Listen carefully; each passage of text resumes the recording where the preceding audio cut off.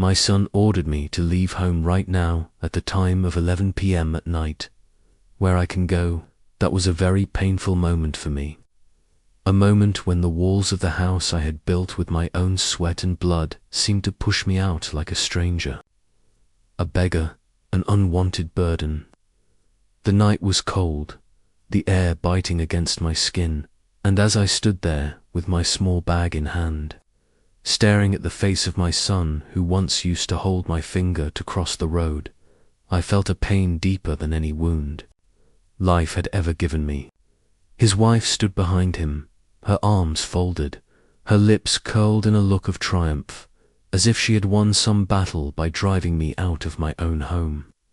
The same home where I had carried him as a child, where his mother had cooked his favorite meals, where every corner still whispered memories of laughter and love. My legs trembled, not from weakness, but from disbelief. I wanted to ask him, "Son, what wrong have I done? Did I not work day and night to raise you? Did I not sacrifice my dreams so that you could fulfill yours? Did I not spend my youth turning soil into bread, sweat into education, and tears into your smiles?" But the words froze in my throat because I could see in his eyes that his heart had hardened, that his wife's voice had grown louder than mine, and that in this new world of his, I was nothing but an obstacle. I turned and stepped out into the night, the gate closing behind me with a metallic clang that sounded like the final nail in a coffin. The coffin of my trust, my love, my family. I walked aimlessly, my feet carrying me through empty streets, lit only by flickering lamps, each step heavy with memories that now mocked me. I remembered the nights I had worked double shifts in the factory, my hands blistered, my back aching, so that my son could study in comfort, so that he would not feel the hunger that I had felt in my childhood. I remembered the mornings when his mother and I went without breakfast so that he could carry a proper lunch to school, and the pride in her eyes when he stood on stage holding certificates and medals. She used to say, "Daniel, one day he will grow up to be our support, our pride, our blessing." And I would nod, never imagining that the same son would be the one to snatch the roof from over my head. My wife had passed away 3 years ago. Her last words to me still fresh. "Take care of him, Daniel. Guide him even when I am not there. Be his strength." I had promised her, holding her fragile hand as the life slipped away, that I would protect our family, that I would keep our son close.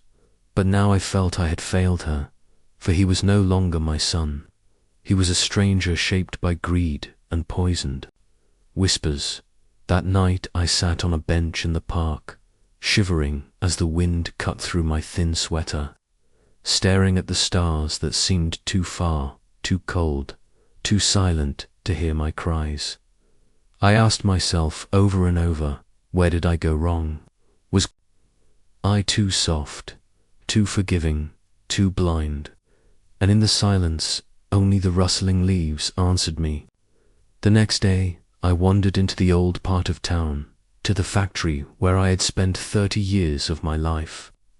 The gates were locked, rusted, the building abandoned like an old man cast aside. I touched the iron bars, remembering the clang of machines, the sweat of men, the dignity of work, and I felt tears sting my eyes. Everything I had built, everything I had given, seemed to vanish like dust, leaving me with nothing but betrayal. For days I lived like a shadow, sleeping on benches, surviving on bread given by kind strangers, ashamed to tell anyone that my own blood had thrown me away. Pride is a cruel thing. It ties your tongue when your heart screams for help, but it also keeps you alive, reminding you that you are not yet defeated. As I sat in the cold nights, I began to think not only of my pain, but of the cruelty that had been done to me. My son did not just push me out of the house. He killed something inside me, And yet, within that pain, a fire began to kindle, a fire that whispered, "Daniel, you are not done. You may be old, but you are not weak. You may be wounded, but you are not dead." They think they have won, but they do not know that the man who built everything from nothing can rise again. That thought kept me alive. That thought turned my tears into resolve. I decided that night under the stars, when my stomach growled, with hunger and my heart ached with loneliness, that I would not die a beggar. I would not be remembered as a father thrown away like garbage. I would reclaim my dignity. I would make them taste the bitterness they served me. And I would write my story not as a tragedy, but as a revenge that carried a lesson, a warning and a justice no court could deny. Asterisk, the next morning, when the sun rose and warmed my wrinkled face, I realized that the world had not ended with my son's betrayal. It was only my chapter in his story that he had closed. But mine was still being written, and I alone would decide how it would end. Hunger gnawed at my belly, but a stronger hunger had begun to grow inside me. The hunger for dignity, for justice, for revenge. I could not spend my remaining years crying on benches or begging for sympathy. No, that would make their cruelty justified. That would prove their whispers right. When they said, "He is old, he is useless, he is nothing without us," I had to become something greater, something unexpected, something that would remind them that a man who spent 60 years struggling and surviving cannot be erased like chalk from a board. I walked into the bustling market, watching faces, watching lives, and I noticed something. People respected those who owned, those who controlled, those who gave others their bread. I had always been a worker, never the owner, but perhaps it was time to change roles. I remembered the little savings I had hidden away years ago. Money I had kept aside for emergencies, tucked away in a bank account that my son did not know about. It was not much, but it was enough to start something small, something humble. But I knew the value of patience, and patience had always been my greatest strength. That day I went to the bank, withdrew my money, and felt the weight of possibility in my pocket. With it, I rented a tiny shop on the edge of the market, a place that smelled of dust and abandonment, with broken shelves and a cracked floor. But to me, it was not broken, it was a seed waiting for water. I cleaned it myself, scrubbing the dirt, painting the walls, mending the shelves, and as my hands worked, my heart felt lighter, as if I was scrubbing away my shame and painting over my grief. I decided to start a small grocery business, simple but steady, because no matter how cruel life becomes, people will always need food. The first days were hard, standing from morning till night, calling out to customers, arranging sacks of rice, lentils, and vegetables, but I was no stranger to hard work. Slowly, people began to notice the old man with the kind smile, the man who weighed honestly, who never cheated, who listened to their troubles while selling them bread. They began to trust me, and trust is more valuable than gold in business. Soon my little shop grew busy, and profits began to trickle in, small but consistent, like drops filling a jar. I lived simply, eating only enough to keep going, sleeping on a mat in the shop itself, saving every coin, every note, because I was not just surviving, I was building.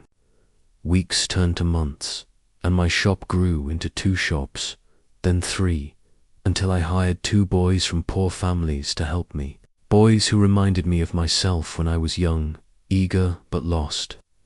I treated them like sons, and in their loyalty I found a strange comfort, as if life had given me new children to replace the one who had betrayed me. As my business grew, so did my influence in the market. Shopkeepers began to greet me with respect, customers with warmth, and even the powerful traders nodded at me with acknowledgement. I, who had been cast out like a dog, was now rising again, and the fire of revenge inside me burned brighter. I heard whispers from neighbors who spoke of my son, how his wife controlled every decision, how their greed was growing, how they wasted money on parties and luxuries, while debts quietly piled on their shoulders. Life has a way of balancing, I thought, but I wanted to be the one to tip the scale.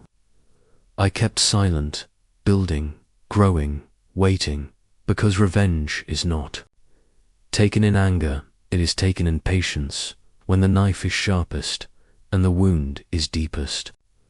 One evening, as I closed my shop, I saw them across the street, my son and his wife, dressed in fine clothes, laughing loudly, stepping out of an expensive car, the very picture of pride. They did not see me, or perhaps they pretended not to, but I watched them with calm eyes. A part of me ached, yes, because I still loved him, because a father's heart never truly stops beating for his child, but another part of me whispered, he will learn. And so I planned quietly.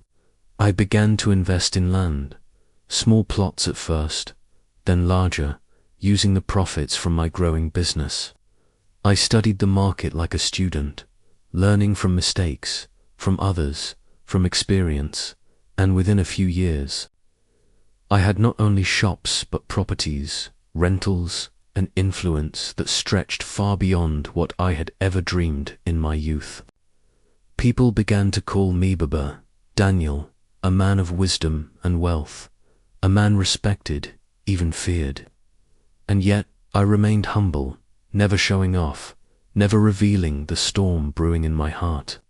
For I knew the day would come when my son, blinded by greed and arrogance, would stumble, and when he did, I would not reach to catch him. I would be the ground that broke him. That day was coming closer.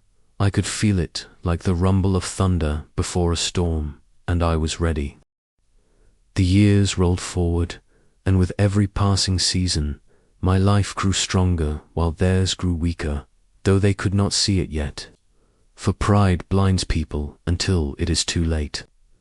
I would often hear from neighbors and traders that my son's wife had developed a taste for luxury far beyond their means, that she demanded new clothes for every party, gold jewelry for every occasion, vacations, cars, and all the glitter that money could buy but wisdom could never keep.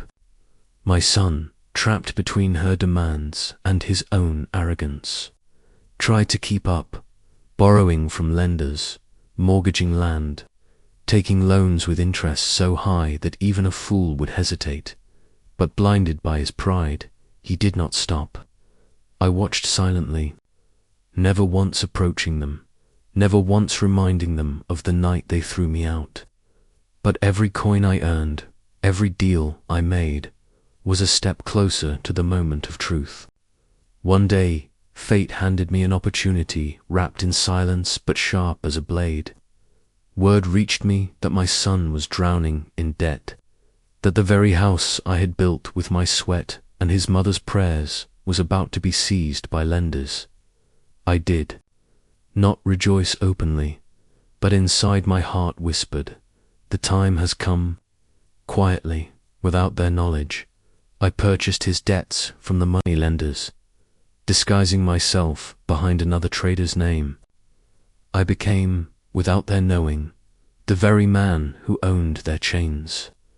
And then, one evening, as the sun dipped low and painted the sky with fire, I received a message. My son wanted to meet me. For a long time, I sat still, staring at the walls of my room, remembering the boy he once was, the little hands that clung to my fingers, the laughter of his childhood, the tears of his scraped knees. A part of me wanted to forgive before even hearing him, But another part reminded me of that night, of the cold bench, of the emptiness in my chest, of the betrayal deeper than any wound. I agreed to meet him.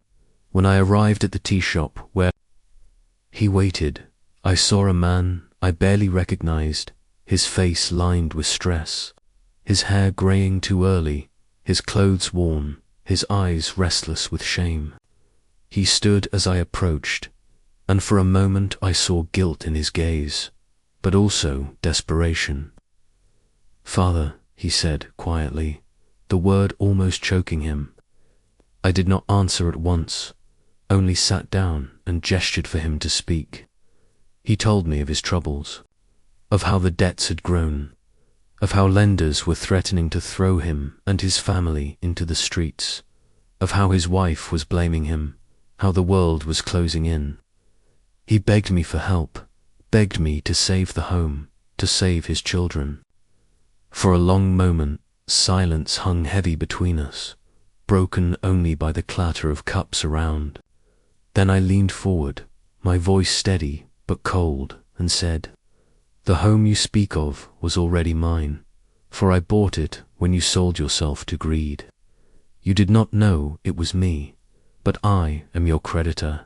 I am your savior if I choose to be. The choice you gave me once was to leave at night with nothing but pain, and the choice I give you now is mercy or ruin." His face turned pale, his mouth opened but no words came.